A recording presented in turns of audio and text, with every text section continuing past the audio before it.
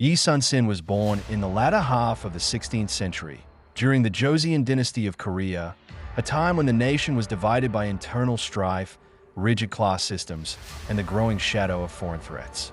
The people suffered under the ambitions of the nobility, and the seas swarmed with Japanese pirates.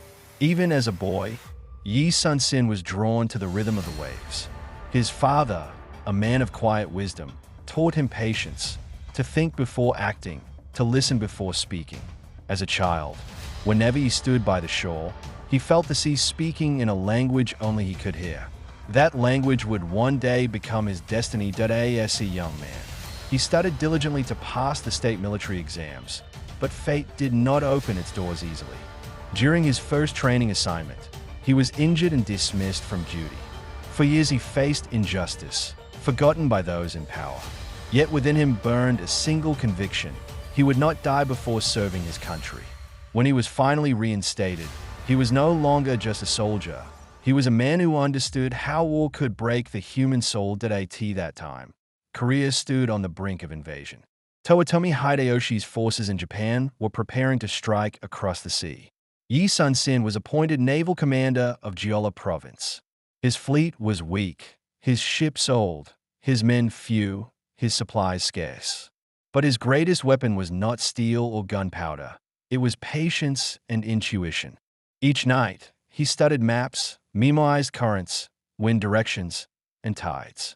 For Yi Sun-sin, the battlefield was not the land, but time itself, and he had learned to command it. In 1592, the Japanese launched their invasion at Busan. Cities fell one by one, and despair spread among the people. Even when the capital, Seoul, was lost, Yi Sun-sin did not falter. The sea became his refuge, his final line of defense. In his base, he gathered his sailors and spoke calmly. "The sea is our home. No one breathes here better than we do." It was not an order, it was a vow. His first great trial came at the Battle of Okpo. The Japanese fleet lay anchored, confident and unguarded. He waited for the perfect wind. When he struck, the enemy was caught off guard. One by one, their ships burned. It was more than victory, it was resurrection. The people whispered his name. Yi Sun-sin had become not just a commander, but a living breath of hope. But after every victory, shadows return. Officials in the royal court grew jealous of his fame. Lies spread, forged reports circulated, and envy festered. King Seonjo, deceived by schemers, stripped Yi Sun-sin of his command and imprisoned him. Chains closed around his wrists. The iron was cold, but his spirit burned still. In his cell, he could almost hear the sea beyond the walls, the whisper of waves reminding him. The tides always turn, the tides did turn. When the Japanese fleet resumed its advance unchecked, the king had no choice but to release him. When Yi Sun-sin returned, he was no longer merely a general. He had become a sage, but what remained of his fleet was nearly nothing.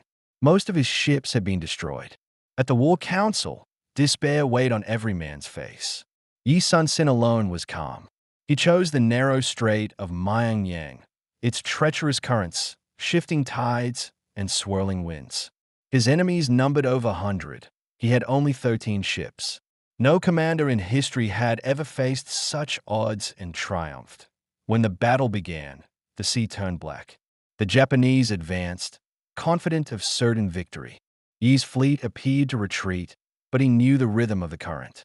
He drew the enemy into the narrowest passage, then unleashed the storm.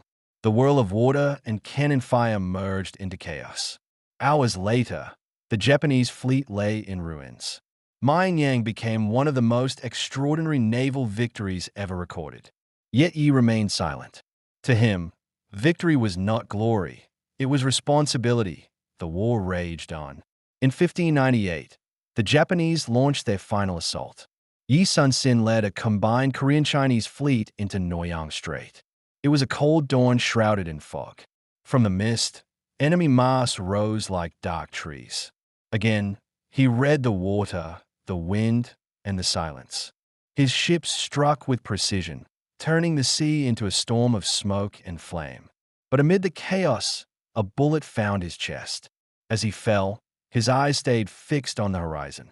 His men rushed to him, but he said nothing. That silence would echo for centuries. The battle was won. The Japanese fleet retreated. But Yi Sun-sin would not rise again. His body lay upon the deck, the sea still rocking beneath him.